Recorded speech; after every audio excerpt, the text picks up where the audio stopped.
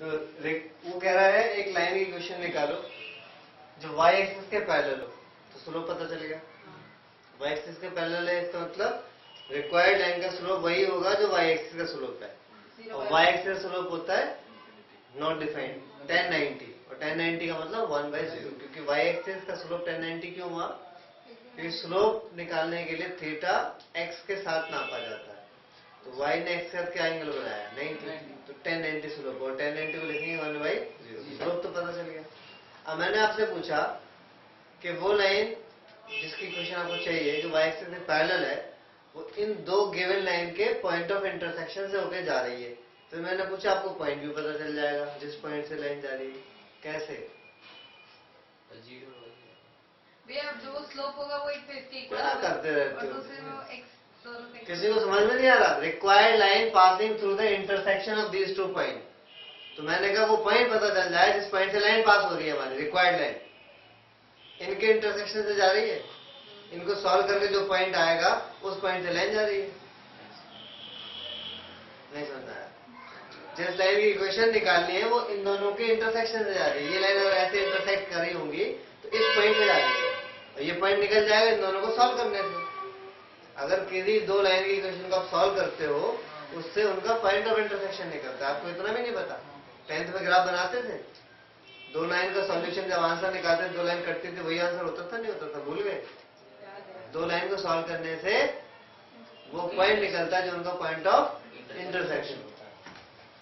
इनको सॉल्व कर लेंगे तो सब्स्टिट्यूशन मेथड लगा देते हैं, ठीक है? तो यहां से y is equal to -3x कहां पुट करेंगे? इस equation substitution, solving these two given lines by the method of substitution, ठीक है? तो सॉल्विंग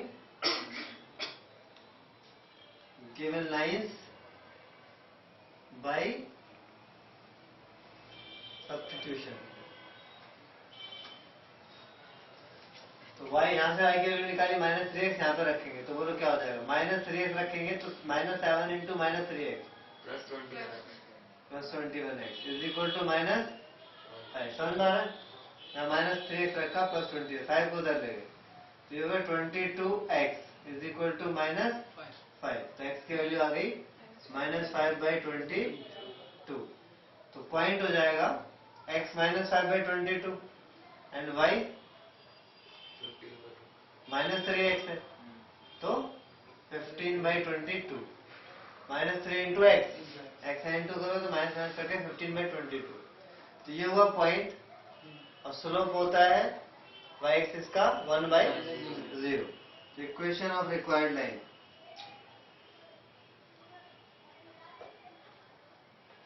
वैसे भी अगर कोई लाइन y एक्सिस के पैरेलल है तो उसकी इक्वेशन होती है जो जिस पॉइंट से जा रही है उस पॉइंट का x कोऑर्डिनेट, उस पॉइंट का आंसर वैसे ही आएगा x इज इक्वल टू -5/22। मैं भी करके भी दिखा दूंगा। जैसे मैं ये y एक्सिस है, ये x एक्सिस है, कोई लाइन y एक्सिस के पैरेलल है और वो 2 से ड्रॉ हुई है, तो उस लाइन की इक्वेशन क्या होगी? ये तो शुरू में पढ़ा था हमने। अगर any line parallel to x axis उसकी इक्वेशन होती है y इज इक्वल टू कोई कांस्टेंट, ऊपर जा रहा है तो y is equal to plus आएगा, और नीचे से जा रहा है तो y इज इक्वल टू -2 की वैल्यू आएगी। तो आंसर तो पता चल गया, इस लाइन का आंसर है, रिक्वायर्ड लाइन का आंसर आएगा x इज इक्वल टू -5/22। इसका कोई रोल नहीं है, ये हट जाएगा। देखो इक्वेशन लाइन का फॉर्मूला लगाते हैं, y - y1 m into x - x1, तो y - y1 15/22, स्लोप होता है 1/0 क्योंकि y एक्सिस के पैरेलल है। x -x1 मतलब प्लस 5/22, 0 यहाँ लाओगे ये पूरा इंटू हो जाएगा 0, x + 5/22। Equation of required line आएगी -5/22। वो यहीं पे कंफर्म हो गया था क्योंकि उसने बोला y एक्सिस के पैरेलल है, तो y एक्सिस के पैरेलल उस इक्वेशन में x y होगा ही नहीं, y तो डिफाइंड ही नहीं है, y तो चेंज होता है, x फिक्स है, x की वही वैल्यू होगी जिस पॉइंट से वो जा रहा है। x कितना था? -5/22। नहीं समझ में आया?